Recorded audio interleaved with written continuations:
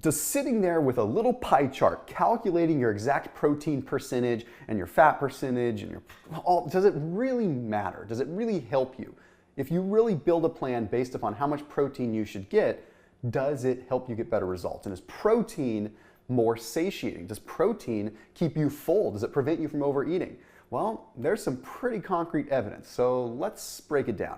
Yeah, do make sure you hit the red subscribe button, also hit that bell icon. And then after this video, check out Sun Warrior. So when it comes down to getting more protein in, I'm a fan of getting it in a good clean form. Okay, trying to go for lean cuts of meat whenever I can, but if I just need to get protein up, I use Warrior Blend, and that is a pea and hemp blend, and it tastes amazing. So there's a special link down below so you can save 15% off Sun Warrior's Warrior Blend. So use that link if you're using any protein powder. Might as well save a couple bucks and use it below. And Sun Warrior supported this channel for 3.5 years, so big thanks to them.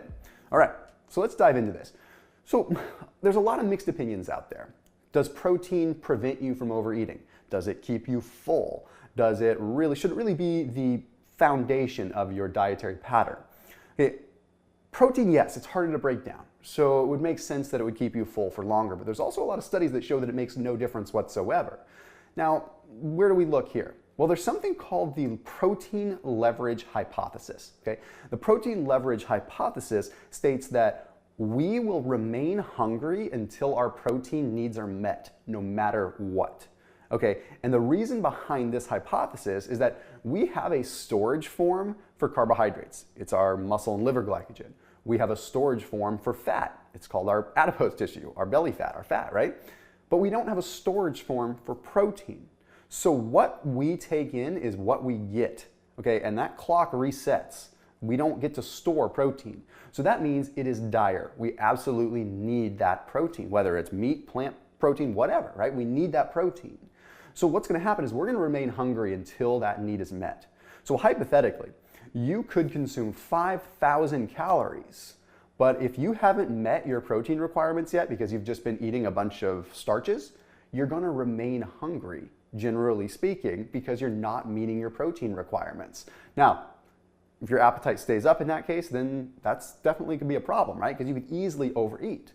Now, there's some science that backs it up a little bit more. Okay, now when we look at like the signaling mechanisms, things called AMPK and mTOR, all this stuff, it makes sense. We have very simple, well, kind of complex, but simple in fundamentals, processes and signals that understand when we have growth from protein or when we have catabolism, breaking down muscle, breaking down protein, right? So it's very, very likely, and it makes perfect sense that that could dictate this whole response. So it's not a far-fetched hypothesis. So a lot of researchers have dove into more studies to try to figure out if it does make sense. Now, there was one paper in particular that took a look at rats, okay, and it found that rats would overeat until their protein requirements were met, flat out. They would just eat and eat and eat, and then once they reach this mark where their protein requirements are met and they're at equal nitrogen balance, no more appetite, they would stop eating. Okay. Additionally, rats that were fed a low protein diet, when given an option after that to choose between a high protein meal and a delicious low protein meal, they would opt for the high protein meal naturally. Now, these studies are a little bit harder to do in humans because, well, we kind of found out that it's not very nice to starve people, and it's not very nice to kind of get that process going within people, and they don't really like it a whole lot. So it's a little harder to do in humans, but there is some research still that we could find. Okay, there are studies that show that humans, similar to rats, when put on a low protein diet for a period of time, will naturally gravitate towards higher protein foods after that diet, like they're trying to make up for something, which is kind of interesting. But let's look at a more real world scenario, because there was a cool study that was published in PLOS-1. And this PLOS-1 study took a look at 22 individuals, okay, and it was trying to understand this protein leverage hypothesis. So it did the best it could in a human scenario. They gave these human subjects fixed menus, same foods, okay, same kinds of things, except one group had 10% protein, another group had 15% of their calories protein, and another group had 25% of their calories protein. Here's what's wild. Okay, the 15% protein group consumed less calories than the 10% group, meaning that as their protein went up, they consumed less calories. But what's interesting is between 15% and 25%, there was no change. So 10 to 15% was a change. 15 to 25%, it didn't change how much they ate. So what that implies and what that tells us is that there is a ceiling. There is a ceiling, and once we reach those protein needs, protein isn't doing anything extra good as far as satiating. And also as far as anabolism, building muscle. We'll talk about that in a second. So extra protein doesn't necessarily build more muscle, and extra protein doesn't necessarily keep you full longer. But that does not mean that you should not eat extra protein.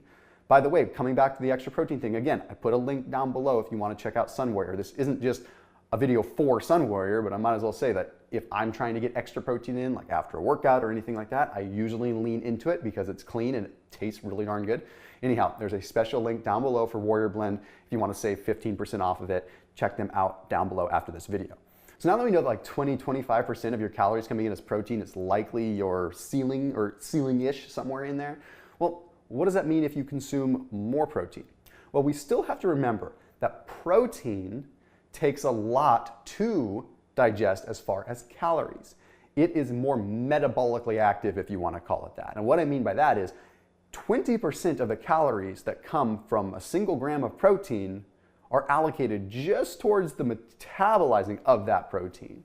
So it's still like you get more out of protein. So should you limit your protein to that 20-25%?